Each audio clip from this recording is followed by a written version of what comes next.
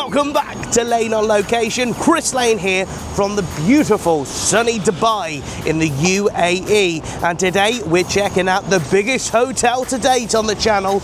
It's this bad boy behind me, the Hilton Palm Jumeirah.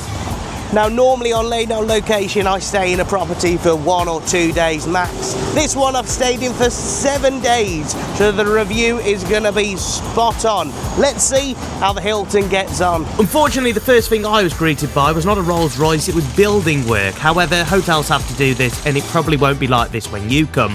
Pedestrian access wasn't brilliant though, I must say. However, we're going to walk into this absolutely fantastic reception area. Just look at how crystal clean this place is. On the left, you've got your reception and concierge desk. If we spin the camera to the right, more seating and the guest reservation desk. Also an escalator up to some conference facilities. Even in the back of this reception, there's plenty of seating and your Social B restaurant. So let's get into the most important thing, which is of course the room. This is a standard room with no premium views. The room was 604. Contact this card entry and we're stepping in and it looks bright, modern and a really nice tall room with that huge window right at the back. Huge bed as well. It's looking good. Let's check out the rest of the room in a bit of detail. First wardrobe then, one of 2, and this one has plenty of hangers in it, and I love this little utensils holder on the wall. I don't know, is that the correct name? Got a shoe brush, a shoe horn, got your laundry bags in there. A touch of class, I'd say, by the Hilton. Space for a large case as well in this wardrobe, and you're going to see loads of space in this hotel. Hydration station, ice bucket up the top. We're saying there's no ice machines on the floor. You have to request for room service. Prices, Heineken is £10, 50ml of vodka, £18, Coke, £5.20. That's of course pound sterling. A coffee machine, kettle. You've got them water bottles which they're filling up every day. That's really good, but it's just tap water. Coffee making stuff, tea bags, sugars, it all in there. Nicely presented. The minibar saying you're going to get charged. It was a basic layout. I mean, it's nothing brilliant, but yeah, it's enough to have a good night with if you're on your own, trust me. The snacks are really good as well, and just underneath that drawer is a bottle of red wine. Maybe you're feeling a little bit more sophisticated, just like this massive safe. A dressing gown as well with an ironing board iron. I love this little thing for jewellery and stuff in the safe. It's just another touch of class by this room.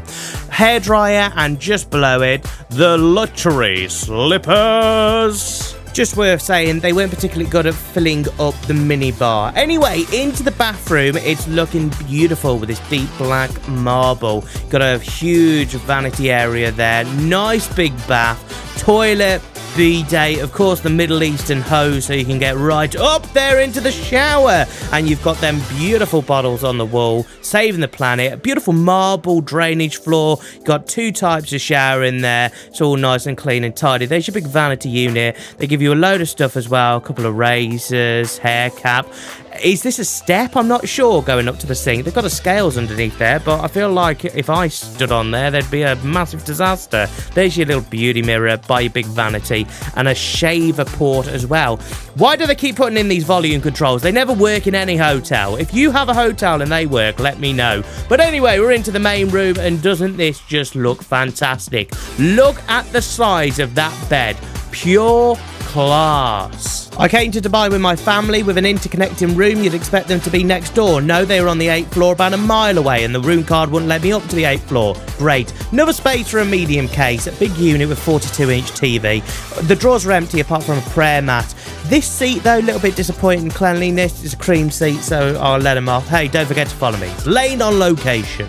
So here's the desk, sticking with that marble and cream theme. Really nice. There was a telephone and some right utensils. The chair was really comfortable. And if we swing it over to the other side of the room, you've got this cream sofa. I think this is the sofa bed if you want 2 beds in the room. But again, really nice. Let's head over to the bed. Each side had a reading light, USB charging and a 3-pin British socket. The right side also had a phone. The mattress was huge and it was wide. It was comfortable. The pillow's a little bit flat and wide though. The left-hand side had a Bluetooth alarm clock. There was also some more charging and a lighting control panel. The lights in this room really good, the panel little bit fiddly. Absolutely love having a balcony on holiday. 2 chairs and a table. To the right hand side is Jebel Ali, if you know Dubai. To the left, the intersection of the Palm. Underneath is the builder's yard that the Hilton has created. Hilton, get rid of this. You've made that mess for guests to look at. Unacceptable.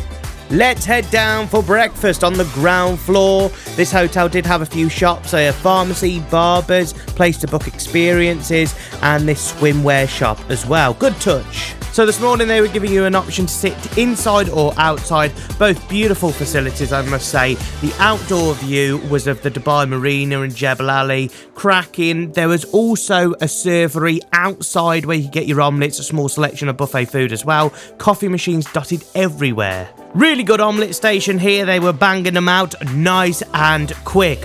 Over to the corner then you have the healthy section and gluten-free. I'm not sure that frog spawn ever classed as gluten-free or healthy. There you go. Couple of toppers and jams there and your gluten-free bread.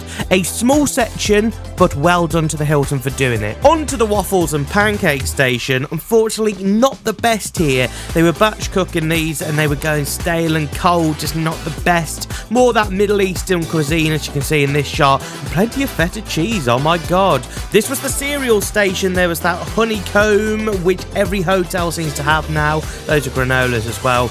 The pastries were top class. You cannot beat this kind of pastry. Really did look good as well. Plenty of bread, and I will just say there was a couple of issues with replenning the breakfast pastries. Olives, really bizarre, but meats and cheeses, always pleasing. Plenty of juice options. They're doing these little immunity shots as well, which I thought was a good touch at the bar. Loads of fruit. I always find it bizarre when I see salad options, though, hey-ho, whatever you like. Really good, though, with this Heinz ketchup and Heinz mayo. Well done, Hilton. Like it. The usual breakfast items like beans, mushrooms. The meat options were turkey and chicken, obviously being a Muslim country. Them are the best hash browns I've had in my life. These scrambled eggs were disgusting. A couple of international options, though, like the noodles and prote. Breakfast complete, and just look at the pure size of this hotel. Let's spin round and do a 180 to the leisure facilities, starting with the pool bar, which was huge. Nice big pool as well, a right and a left hand side, both mirroring. Loads of cabanas for rent as well, but the lounge is free for hotel guests. A small kiddies pool just as we walk down towards the beach. We're crossing West Beach now over to the private beach at the Hilton. Loads of these comfortable lounges as well, just free to use. You can see on the left hand side the Marriott that looks exactly the same as the Hilton. Now, a warning, if you are going in 2025, you're probably going to be looking at that construction work just over there. Absolutely loads of places to eat and drink at this hotel. This was at the Tahitian village just at the poolside. They also had a claw barbecue. The buffet was open as well. They were serving stuff at the pool bar. It was just really full of options. And of course, this hotel had its own spa where you could have an outdoor treatment on one of them balconies. So the big question is, would I stay here again? And it has to be a no. But that's because it's Dubai and there are thousands of properties here to go and try. Yes, I would stay at the Hilton again, you know, if I had to, but I can't say it's a perfect hotel. But certainly a mid-range budget hotel, if you want to be doing the Atlantis side of stuff, maybe Jumeirah Lake Towers, yeah, I guess it's a good base. So for 7 nights in this hotel, it cost me £808.50. That's booking via British Airways, but it was half board, so breakfast buffet and 150 dirhams at night in any of the hotel restaurants. There we have it, from the beautiful United Arab Emirates, Dubai. I'm Lane on location, Chris Lane, and I'll see you on the next one.